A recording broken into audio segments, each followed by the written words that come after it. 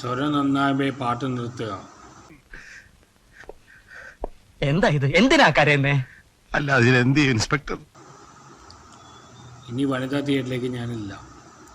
അത് സന്തോഷമുള്ള കാര്യമല്ലേ? ഇനി വനിതാ തിയേറ്ററിലേക്ക് ഞാനില്ല. എന്ത് പറ്റി? പറ്റിയൊന്നും ഇനി പറഞ്ഞിട്ട് കാര്യമില്ല. ഇവിടെ എന്നെ പോലെ ആത്മാർത്ഥതയുള്ള ഒരു കലാകാരന് മാനം മര്യാദയ്ക്ക് ജീവിക്കാൻ ഒക്കത്തില്ലെന്ന് ഇന്നെനിക്ക് മനസ്സിലായി. ഈ തിയേറ്റർ റിവ്യൂ സ്റ്റാർട്ട് ചെയ്തത് എന്നെ വെച്ചാണ്. ഇനിയിപ്പോൾ നമ്മളെ ആർക്കും വേണ്ട. എന്ത് വൃത്തികെട്ടന്മാരാണ് ഇവിടെ റിവ്യൂ ഏറ്റവും എസ്റ്റാബ്ലിഷ് റിവ്യൂ ഞാനാണ്. അവൻ എന്നെ അവോയ്ഡ് ചെയ്യാം. അതും പറ്റി ഞാൻ ഒരു ബിസിനസ് പോയിന്റ് ഓഫ് വ്യൂവിൽ മീഡിയ ഡീൽ ചെയ്യുന്നതായിരുന്നു.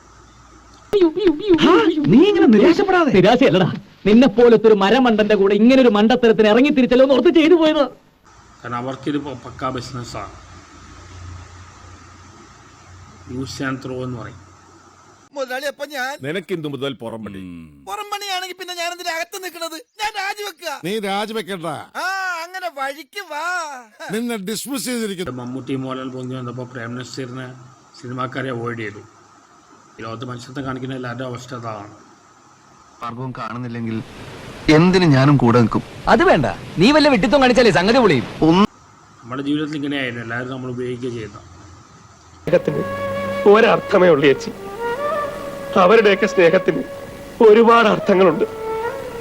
അതൊന്നും രാമനുണ്ണിക്ക് മനസ്സിലാവില്ല. ഇനി വനിതാ തിയേറ്ററിലേക്ക് ഞാനില്ല. മാധവമിത്രി വരുന്നുണ്ട്, കുഴപ്പമാവോ?